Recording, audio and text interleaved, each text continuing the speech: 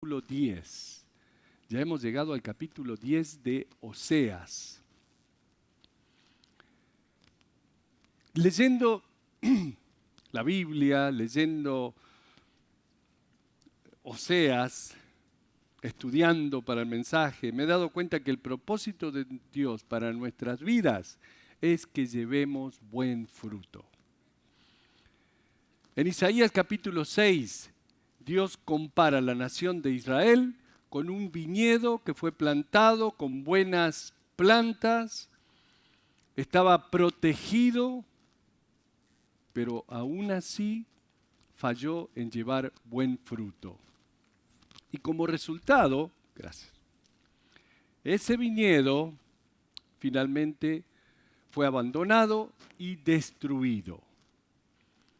En Oseas capítulo 10 nuevamente el Señor utiliza esta alegoría del viñedo sin frutos para hablar de la condición de la nación de Israel. Y es interesante porque siempre fue el propósito de Dios que su pueblo llevara buen fruto.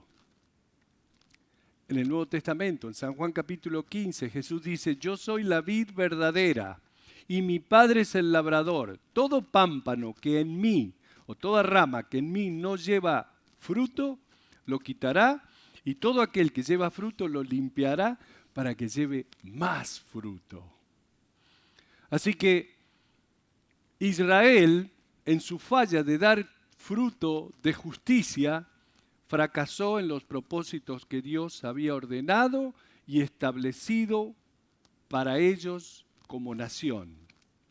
Y como resultado, Israel pronto sería destruido por sus enemigos, los asirios. Así que la acusación de Dios contra Israel, aquí en Oseas capítulo 10 es, Oseas capítulo 10 versículo 1.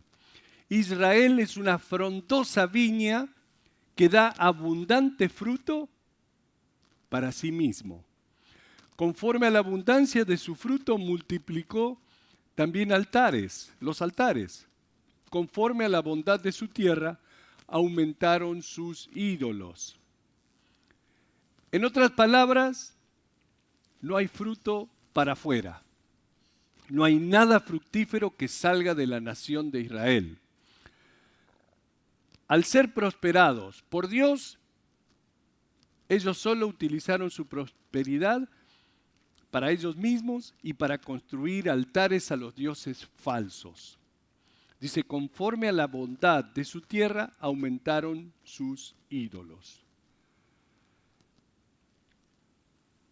Parece ser que mientras más nos da Dios, más gastamos.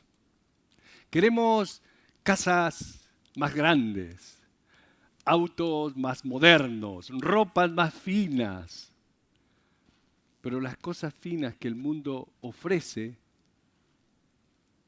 muchas veces nos llevan al camino de la destrucción. Y sabes, cuando Dios te prospera, considera dónde estás dirigiendo tu dinero. Piensa, ¿los usas para los propósitos de Dios o los propósitos que Dios te lo dio, o los usas en ti mismo? En un celular de $1,000, en una tableta, en una PC. O sea, porque tenemos que tener uno de cada cosa. Una pantalla gigante en cada cuarto de la casa. Es importante no perderte nada en la tele o en Netflix, en cada cuarto.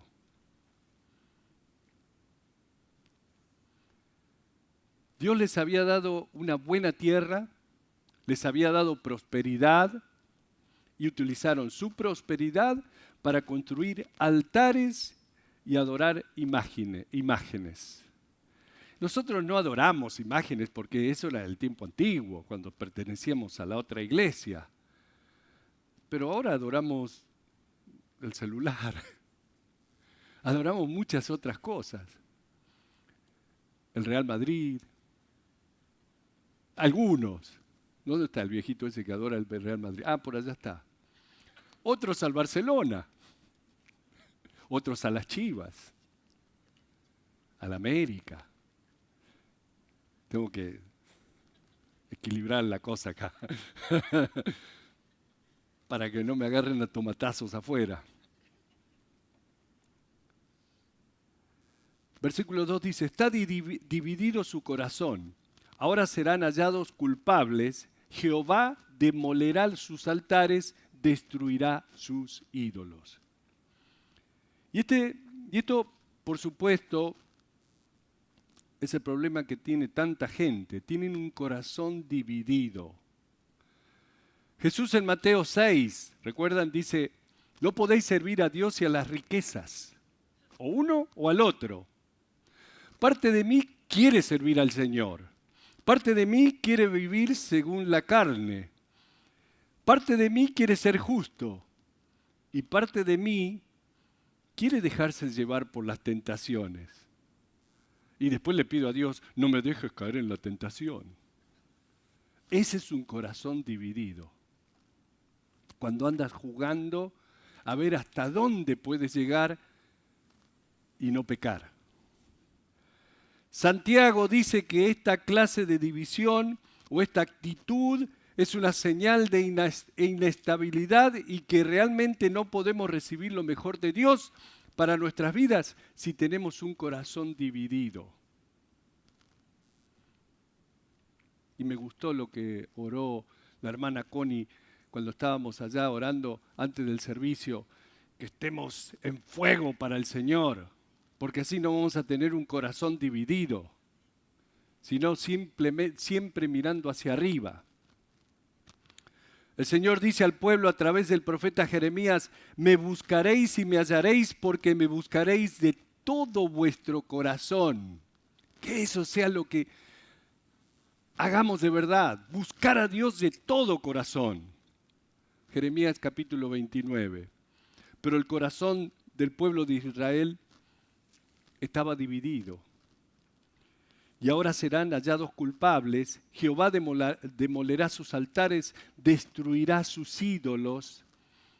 Seguramente dirán ahora, no tenemos rey porque no temimos a Jehová. ¿Y qué haría el rey por nosotros? Los asirios iban a venir, las ciudades serían destruidas, sus altares serían eliminados y realmente ese becerro que hicieron ellos como símbolo para su adoración nacional sería llevado como premio por el rey de Asiria y se darían cuenta de que ese problema había venido sobre ellos porque no adoraban al Señor, no adoraban al verdadero Dios. Versículo 4. Han hablado palabras jurando en vano al hacer pacto, por tanto el juicio florecerá como ajenjo en los surcos del campo. O sea, como ellos habían roto el pacto con Dios y habían jurado falsamente cuando hicieron el pacto con Dios, ahora el juicio de Dios caería sobre ellos como dice, como ajenjo, como cizaña venenosa que crece en los campos, dicen los surcos del campo.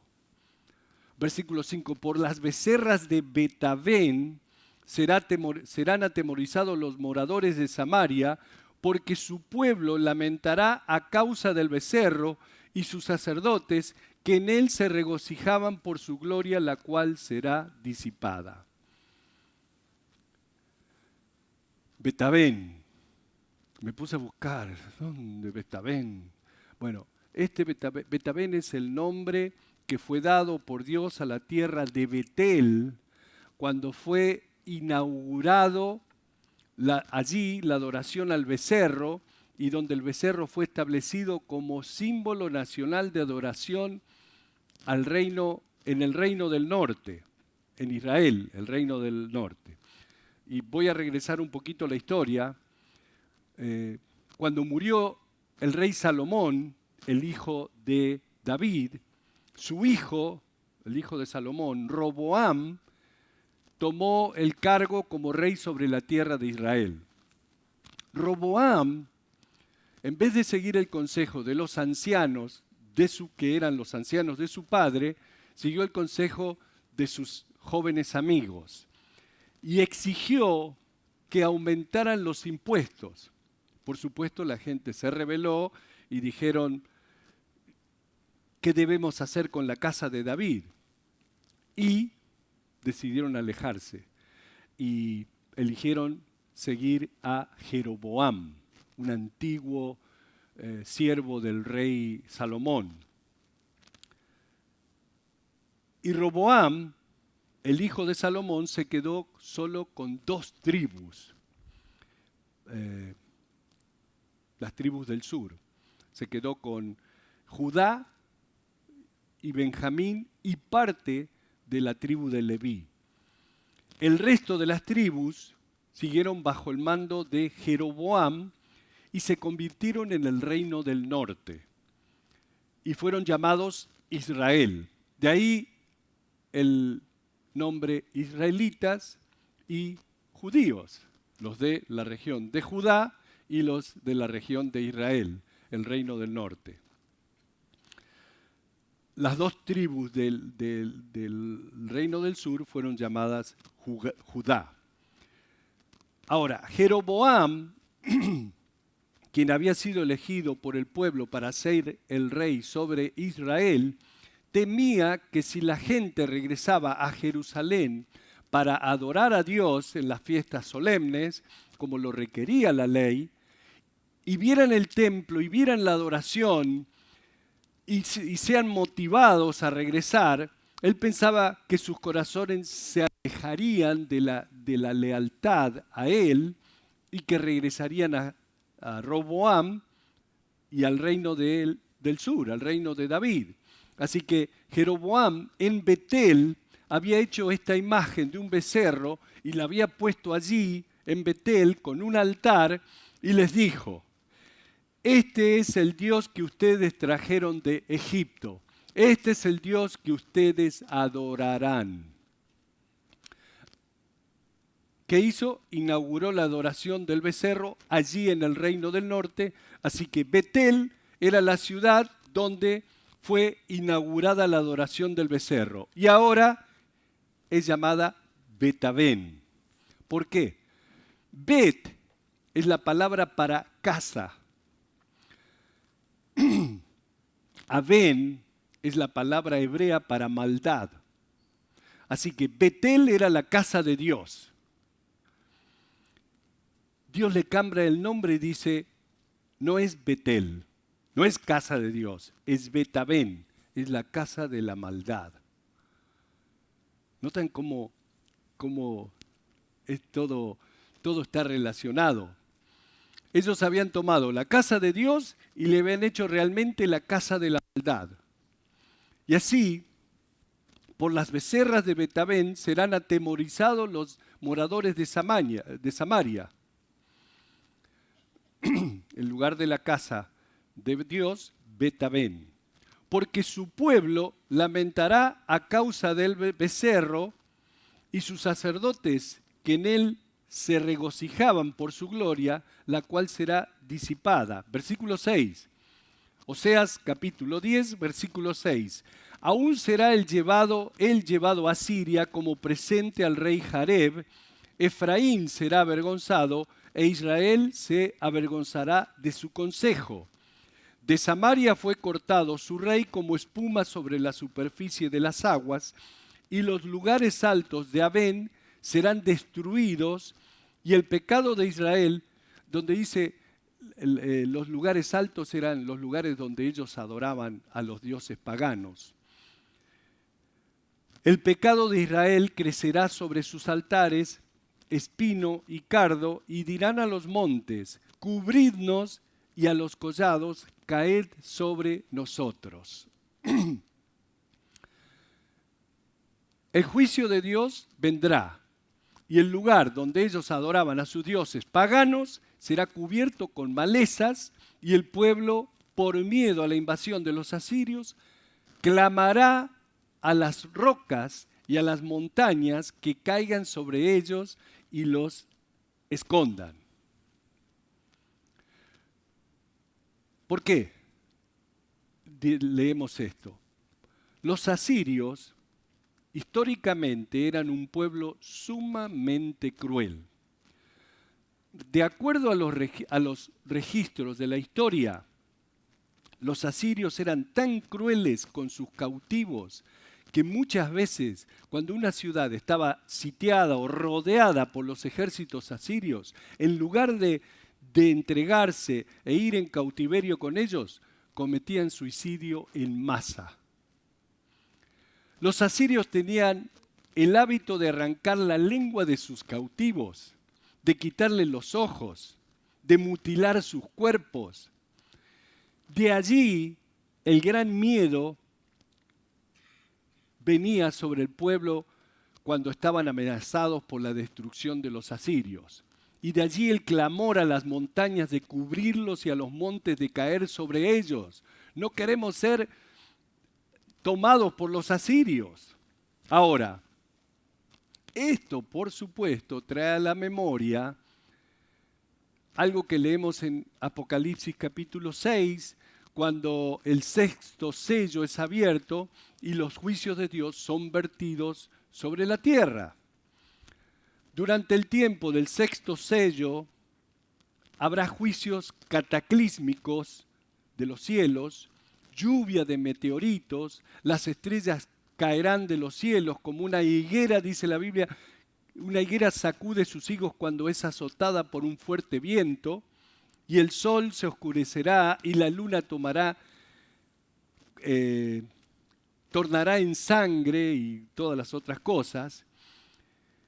En ese tiempo, dice la Biblia, los habitantes de la tierra clamarán a las rocas y a los montes diciendo: caed sobre nosotros y escondednos del rostro de aquel que está sentado sobre el trono y de la ira del Cordero, porque el gran día de su ira ha llegado, ¿y quién podrá sostenerse en pie? Así que aquí en Oseas capítulo 10, versículo 8, nuevamente los juicios de Dios son vertidos y está de algún modo de parte de ellos ese esfuerzo de tratar de esconderse de los juicios de Dios. Pero cuando Dios comienza su obra de juicio, no encontrarán lugar para esconderse. Versículo 9. Créanme que para poder explicar todo esto, tengo que buscarlo y buscarlo y buscarlo para poder entender el significado de todo esto. Fíjense, desde los días de Gabá has pecado. Oh Israel, allí estuvieron, no los tomó la batalla en Gabá contra los inicuos. ¿Ok? ¿Y eso qué? Regresando a la historia, Gabá, era esa ciudad que leemos en Jueces capítulo 12, a la cual este hombre de Benjamín estaba regresando, creo sí, desde Belén, y se detuvo allí en Gabá con su esposa, concubina, dice la Biblia, y los hombres de la ciudad vinieron a buscarlo con propósitos homosexuales. Jueces capítulo 12 dice que el dueño de casa ofreció su hija virgen y la esposa del invitado con tal de que no lo toquen al hombre.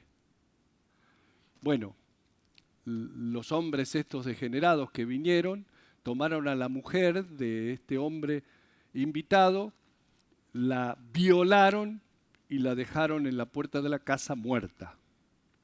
El hombre regresó a su casa, tomó un cuchillo, cortó la mujer en 12 pedazos y mandó a cada tribu un pedazo del cuerpo de la mujer. Bueno, esta historia, como les dije, está en el libro de Jueces, acerca de la tribu de Benjamín y la contienda que vino por causa de esto. La batalla en donde los benjamitas fueron finalmente conquistados y cada hombre de las otras tribus juraron que no darían sus hijas a los benjamitas por esposas. Era tal la degeneración que había llegado eso, y que la tribu de Benjamín fue casi erradicada a causa de ese pecado. Y fueron vencidos allí en la tierra de Gabá.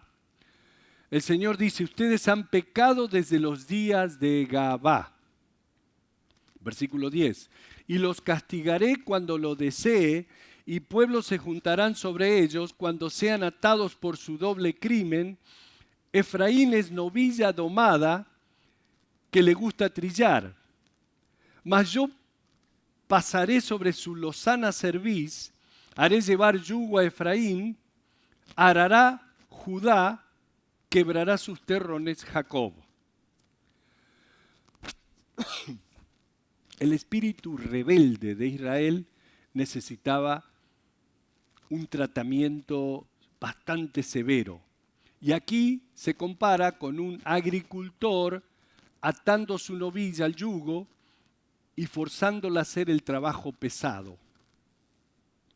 Dice el versículo 12, sembrad para vosotros en justicia, segad para vosotros en misericordia, haced para vosotros barbecho. Barbecho es descansar la tierra por un tiempo, porque es el tiempo de buscar a Jehová hasta que venga y os enseñe justicia. La vida del hombre es sembrar. El Señor, sin embargo, declara aquí, sembrad para vosotros en misericordia. Me puse a pensar cómo describimos esto, cómo aplicamos esto. Nuestras mentes son como computadoras. Son programadas a diario por las cosas que estamos poniendo en ella. Y como una computadora, lo que pongo dentro es lo que va a salir. Por lo tanto, necesitamos ser muy cuidadosos de lo que ponemos en nuestras mentes. Si pongo corrupción en mi mente, saldrá corrupción. El apóstol Pablo en Gálatas 6 dice, no os engañéis, Dios no puede ser burlado, pues todo lo que el hombre sembrare, eso también segará. Ahora, está hablando de lo que estás sembrando en tu mente. Y si siembras para tu carne, entonces de tu carne habrás de segar corrupción. Pero si siembras para el Espíritu, entonces del Espíritu segarás vida eterna. Es importante lo que siembras en tu mente. Es bueno que estés sembrando la palabra de Dios en tu espíritu. ¿Por qué? Porque así segarás del Espíritu.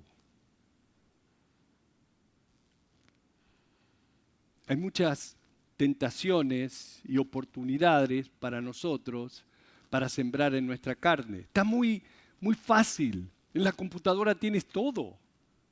Puedes pasar horas en la pornografía. ¿Qué crees que vas a sacar de ahí? ¿Vas a sacar algo bueno? De hecho, todo está cerca nuestro, alrededor nuestro. Y tenemos que poner un escudo de alguna manera sobre nuestra mente, porque está todo a nuestro alrededor.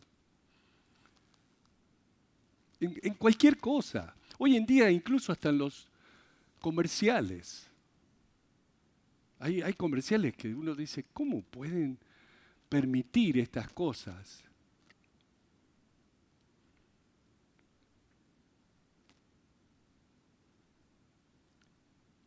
Diariamente, nuestro contacto con este mundo que está tan degradado, todas estas cosas son influencias degradantes a nuestro alrededor.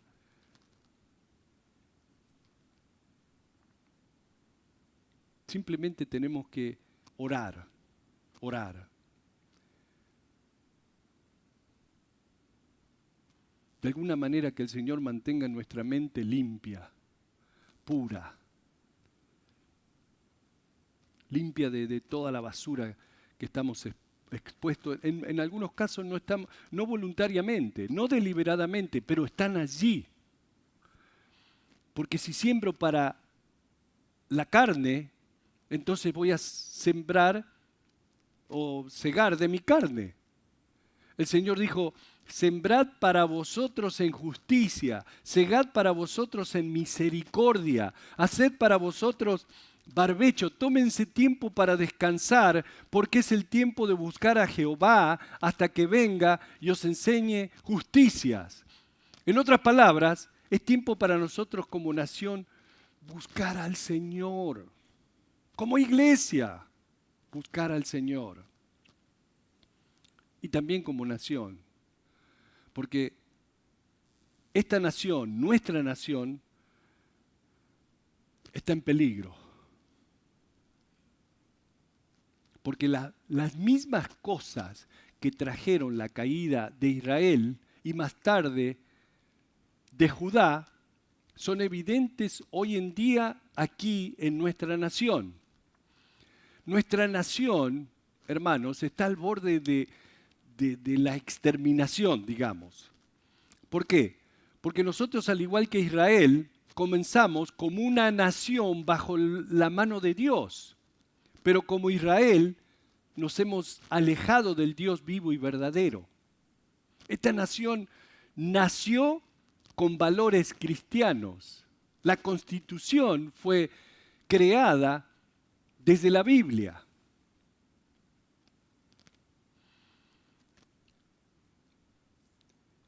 Y Dios nos hizo fuerte como nación. Pero parece que hoy en nuestra vida nacional, aunque las leyes de las cortes y la legislación vienen de los cuerpos judiciales, Dios ha sido gradualmente eliminado y quitado de nuestra vida pública e incluso ahora fuera de los currículos de materias de las escuelas. Así que poco a poco, al igual que Israel, no podemos sobrevivir si no dependemos de Dios, sin una dependencia de Dios. Dios dijo en el versículo 13, habéis arado impiedad y segastes iniquidad. Comeréis fruto de mentira porque confiaste en tu camino y en la multitud de tus valientes. Por tanto, en tus pueblos se levantará alboroto y todas tus fortalezas serán destruidas como destruyó Salmán a Betarbel en aquel día de la batalla, cuando la madre fue destrozada con los hijos. Así hará a vosotros Betel, por causa de vuestra gran maldad, a la mañana será del todo cortado el rey de Israel.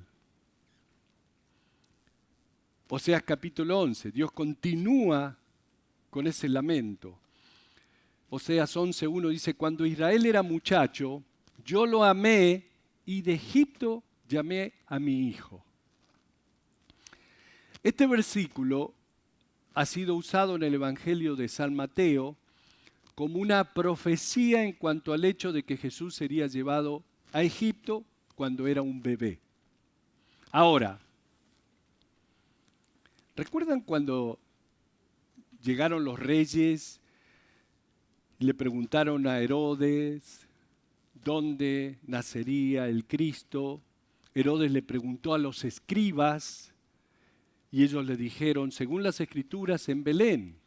Entonces Herodes envió a los reyes a Belén, en donde ellos encontrarían al niño con su madre, y los reyes lo adoraron y ofrecieron regalos, recuerdan, oro, incienso y mirra.